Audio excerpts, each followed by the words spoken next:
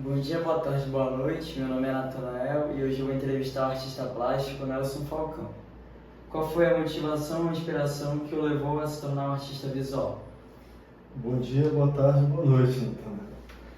Bem, desde a infância eu sempre tive uma facilidade, sempre tive habilidades com as artes manuais, né? Desenho, pintura, modelagem. Eu acho que eu já nasci, né, predisposto a esse tipo de atividade que a gente pode chamar de artes plásticas. Mas aí quando chegou ali a adolescência, eu mudei foco, né? Eu já pensava na questão da minha formação, que eu queria realmente ter como profissão. E, infelizmente, naquele momento, até por falta de maturidade, eu dei as costas para a arte. Eu queria, ali naquele momento, fazer ADM, né? Administração de Empresas, para poder trabalhar nos negócios da família. De certa forma, ali eu estava condicionado, até pelo sistema, a pensar, né, que a arte não era profissão. O que se pensava na época? Olha, você tem que ter uma profissão que te traga status, te traga respeito e, principalmente, uma boa conta bancária, né? Aos 23 anos eu já estava formado ali em administração, eu já tinha inclusive acabado de me casar, fui trabalhar numa grande empresa e com 25 anos eu estava com uma úlcera nervosa, né, uma coisa séria. Meu casamento tinha acabado e eu tinha uma ótima conta bancária. Então, se o propósito era esse, eu atingi até ali. Mas isso, naquele momento, não me dizia absolutamente mais nada, não fazia mais sentido aquele tipo de vida. Aos 28 anos eu já tinha deixado Manaus e estava já cursando o bacharelado em artes visuais, e aos 33 anos eu estava formado, não estava com uma conta bancária tão gorda quanto eu tinha na época que eu era um executivo de sucesso na gestão financeira, mas eu estava muito mais feliz do que aos 23 anos, aos 25 anos. Quais são as principais técnicas e materiais que você utiliza em suas obras?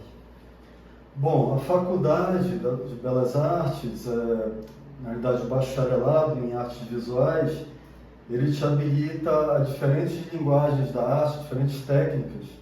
Optei pela pintura a óleo, porque realmente ali eu vi um potencial incrível para o meu tipo de poética, que era, de repente, através das próprias mãos, criar universos oníricos, né? Universos de sonho, né? A pintura a óleo me possibilitava esse tipo de abordagem. Como é o processo criativo ao desenvolver uma nova peça ou projeto artístico? Bom, eu não tenho muita dificuldade, aliás, eu não tenho nenhuma dificuldade em imaginar, em criar, em ter ideias. Na realidade, no meu dia a dia, eu fico sempre pensando em elementos artísticos, em imagens, né, oníricas, imagens até algumas vezes surreais, no meu dia a dia mesmo. Então, o que eu faço, como eu não posso estar esboçando o tempo todo o que eu estou imaginando, eu aprendi desde cedo a guardar essas imagens dentro da minha mente como se eu tivesse uma galeria particular, uma galeria imaginária. E quando eu chego e vou trabalhar no meu ateliê, vou desenvolver meus projetos, essas obras estão prontas lá na minha galeria imaginária. Aí é um processo de materializá-las em desenho ou em pintura, dessa forma que funciona. Então, quando eu era criança na escola, os professores costumavam dizer que eu vivia no mundo da lua, eu vivia desenhando e tal, não prestava atenção na aula, eu vivia no mundo da lua. Já adulto eu fui diagnosticado com TDAH. E aí eu entendi o seguinte, que o TDAH é uma dádiva para pessoas que têm as suas profissões relacionadas à parte de criatividade. E que nós, como astronautas, conseguimos olhar o mundo lá da Lua. Então a gente olha o mundo de uma perspectiva totalmente diferente que as pessoas ditas normais não conseguem enxergar. Então, o papel do artista na sociedade é exatamente esse, é permitir às pessoas, através dos sonhos dele, artista, de que as outras pessoas possam sonhar os mesmos sonhos que elas.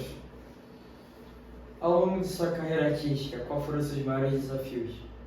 Eu acho que o meu maior desafio foi um convite que eu recebi para expor na Itália, em Roma, em um espaço, né, que para mim tinha uma representação quase que sagrada, né? Foi um espaço que um dia o Salvador Dalí expôs ali, o próprio Picasso chegou a expor. E ali eu expus uma obra, inclusive, enorme, e que teve uma repercussão bem interessante na época, não foi uma repercussão tão positiva, porque essa obra ela tratava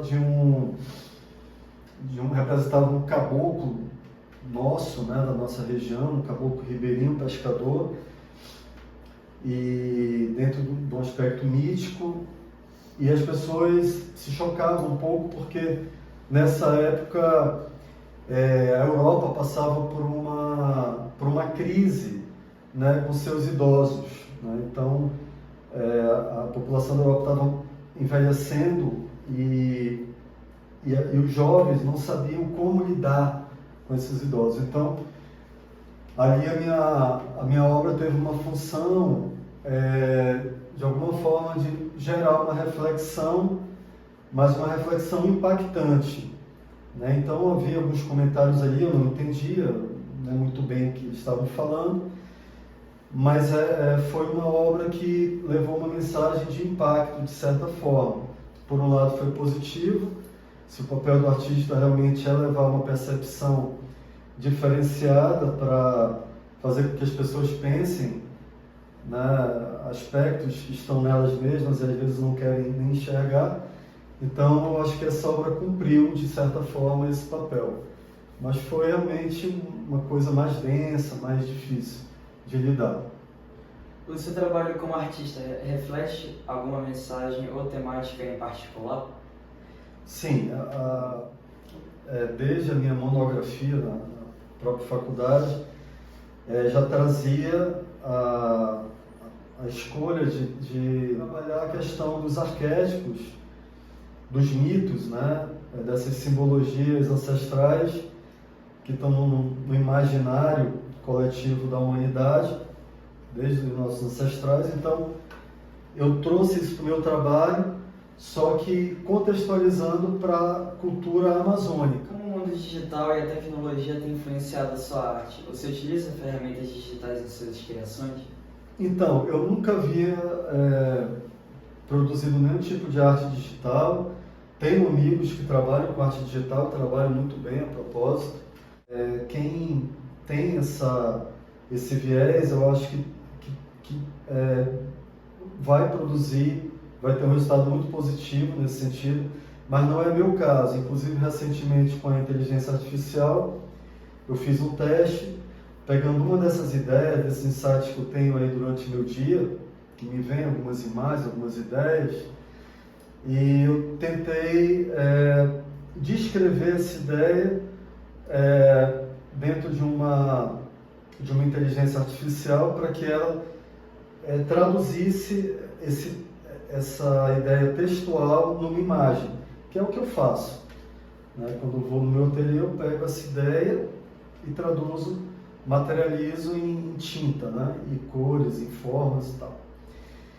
Só que o resultado ficou muito aquém. Eu achei que a coisa seria diferente, mas ficou muito aquém do que eu esperava, e depois eu cheguei a outra conclusão, que eu acho que o mais importante, por exemplo, de um artista que trabalha a pintura, é a impressão que ele imprime nas pinceladas que ele está trabalhando na tela. E essas pinceladas, elas são traduções de emoções, né? Por isso que a gente fala, uma arte expressionista, por exemplo, ela expressa sentimentos, tanto negativos quanto positivos, de alegria, de tristeza, de melancolia. Então, de alguma forma, quem se coloca na frente de uma obra do Van Gogh, por exemplo, ele vai ver além do tema. Por exemplo, vai olhar os girassóis do Van Gogh, talvez a última coisa que a pessoa vai sentir ao olhar os girassóis do Van Gogh são os girassóis em si. As pinceladas são tão expressivas, falam tanto, que o tema se dilui, né? O que você sente ali a ver uma obra do Van Gogh é uma explosão de sentimentos, e não necessariamente o tema que ele colocou ali. E isso eu tenho certeza que jamais a inteligência artificial vai conseguir reproduzir. Eu vejo que hoje o mercado se abriu muito mais, né, para essa... Eu vejo as artes visuais, a gente fala muito de inteligência artificial, e quais profissões vão sobreviver à inteligência artificial. Está aí uma delas, as artes visuais. Aliás, todas as profissões que exigem um caráter criativo, subjetivo, emocional, intuitivo, vão ser as profissões do futuro, vão ser as profissões que vão superar, sem dúvida nenhuma, qualquer tipo de evolução que venha acontecer com a inteligência artificial. E é isso, gente. Essa foi a entrevista. Eu agradeço. Eu acho que esse trabalho é super pertinente para que a turma aí conheça as diferentes profissões e que